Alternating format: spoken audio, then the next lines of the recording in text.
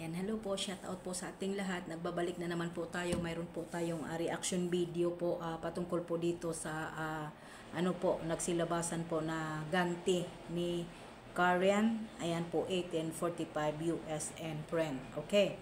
At syempre po, ayan, bago tayo magsimula, sa mapagpalang araw po sa ating lahat at syempre po sa ating mga kapwa OFW, mag-ingat po tayong lahat. At sa Pilipinas po, ingat-ingat po dahil dyan po tumama yung bagyo. Mag-ingat po kayong lahat dyan. At syempre sa aking pamilya, ingat-ingat po sa awa ng Diyos. Hindi po binagyo ang aming lugar. Ayan po. At syempre bago tayo magpatuloy sa ating reaction video, ayan po, ayan, isang mapagpalang araw po sa ating ama ng Kalingap, Kuya Bal Santos Matubang, Ate Edna, Kalingap Rab, Miss Jack Matubang, at syempre po, shout out po sa mga sponsor na mga anonymous, na lihim lang na tumutulong sa Kalingap, na walang sumbat, walang parinig, na wala kahit ano pa po na mga bangayan, na kung ano-ano pa po ang mga binabawi sa Kalingap. Maraming salamat po and God bless more po. At God bless more. Sana po hindi kayo magbago, sana patuloy pa rin po kayo na tumulong sa Kalingap at sa pagtitiwala. At syempre po, shout out din po sa Kalingap Striker. Ayan. Hindi ko na po kayo maisa-isa, shout out po sa inyong lahat. At syempre po, sa nag-iisa pong president po sa mga reactor, may panibago po tayo na role sa Kalingap. Syempre po, wala na po ng mga president ng mga reaktor. Hawak na po ni Presbyrador ang lahat po ng mga reaktor ng Kalingap. Ayan, huwag magpabida-bida ha. Kasi wala na po kayong immunity lahat sa Kalingap. No, nag-iisa pong president si Berador. Ayan. Dito po tayo ngayon. Ayan, dito, reaksyonan po natin yung comment po, ni anong tawag nito? Ni Karen, 1845 US and friend, no? Kasi po ito, kaya po si Presbyrador po ay nakapagsabi na pangit si Karen. Yes, totoo po yan. Kasi po, nag-comment po at nilait po niya si Presbyrador na sinaway lang naman sila. Sinaway sila na kung bakit at magpapatunayan po ba ni Karen na talagang binayaran po siya ng Jumcar 23 at bakit po siya nakapagsabi na uhaw si Presbyrador sa palipad at sa Diyos. Hindi ganong klaseng tao si Presbyrador dahil matagal na po siya dyan na nagla-live, never po siyang nagpaparinig kung ano-ano. Kaya kung magmamayabang ka, Karen, na fake ka naman po na mayaman, kung totoo kang matulungin, hindi mo kailangan ipagmamayabang yung yaman mo. Kaya kayo sinaway kasi sumusubra na kayo dito. Lumagay kayo sa lugar niyo dahil kayo ang pumasok sa Kalingap, hindi kailangan ang atensyon. Nagpapapansin ka. Karen? Nang binalikan ka ni Presbyrador, gumanti ka.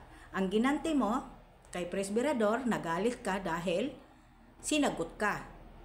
Ngayon, nung sinagot ka ulit ni Presbyrador na pangit ka Karen, nagalit ka. Ayan ang sabi mo, tumulong lang kami pero dinadamay pa.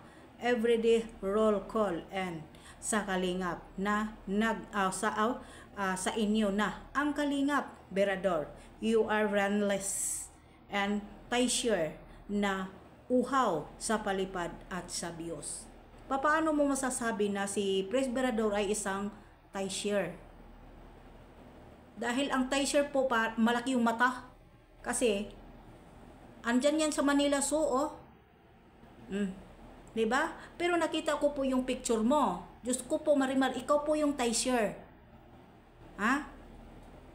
Dugyot ka, Karen. Parihas lang tayo.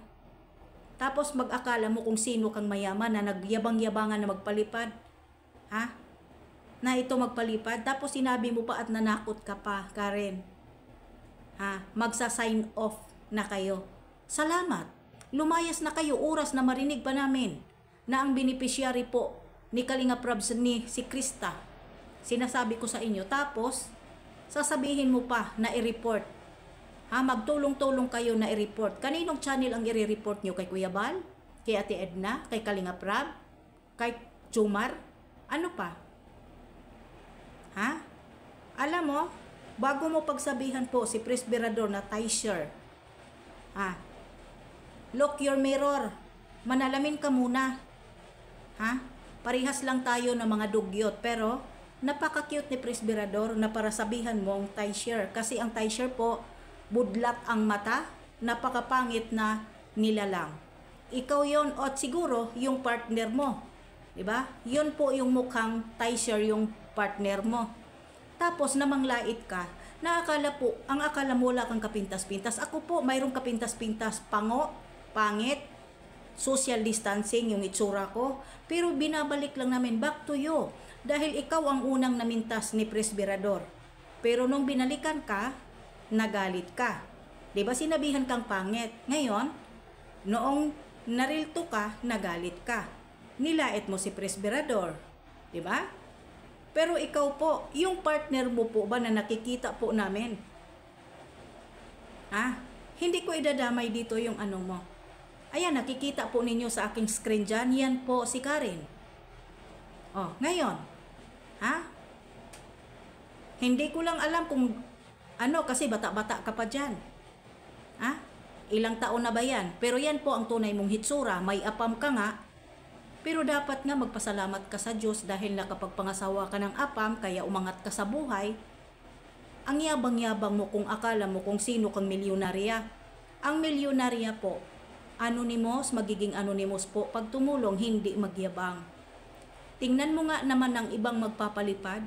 Kay Kuya Bal, naingay ba sila na mahigit pa malaki magpalipad sa lahat? Pero ikaw lang po, yung sponsor na I want. At pangit pala ang pangalan na Karen sa US. Pangit pala. Ang Karen po pala ay isang, ano ba yung sa comment po doon kay Sisikoy Hayat? Napakapangit pala ang salitang Karen sa US. Para bang, isa kang dugyot na Karen ang tawag. Ang pangalan na Karen. Bago ka mamintas na pagsabihan mo si Presbyrador na Tysher, kung ano-ano pa, look your identity. Ako pangit man, tanggap ko yon, pero binalik ko lang bago po ako manglait kasi naunahan ako diba? At yung nagpapansin-pansin po dyan na nagpanay content sa akin at magpo-profile ng mukha ko, mag-move on ka na, dear. Para saan? Hindi naman kita inaano, dear. Mag-move on ka na, please. Hindi kita inaano. Tumigil ka na, nakakahiya ka, focus ka.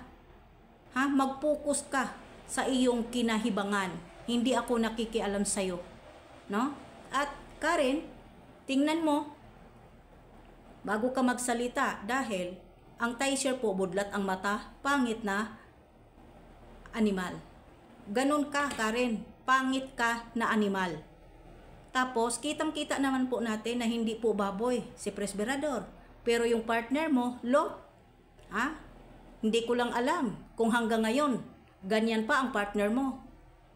Hindi ko lang alam yung picture na yan, ay ganun pa rin. Kasi alam ko yung FB page mo, kaso lang, ngayon hindi ko na makita. Kasi ewan ko lang, naka-lock profile ka or something. Bago ka mamuna, tingnan mo naman po yung itsura mo, ikaw po yung mukhang Tysher. Kasi tingnan mo, Diyos ko po, para ka ng bagong hinugot sa panteon. Balik ko lang sa'yo ang pamimintas mo. Hindi ka mayaman. May kaya lang ikaw sa buhay. Pagkangan nga US, siyempre, naka sa bansang mayaman.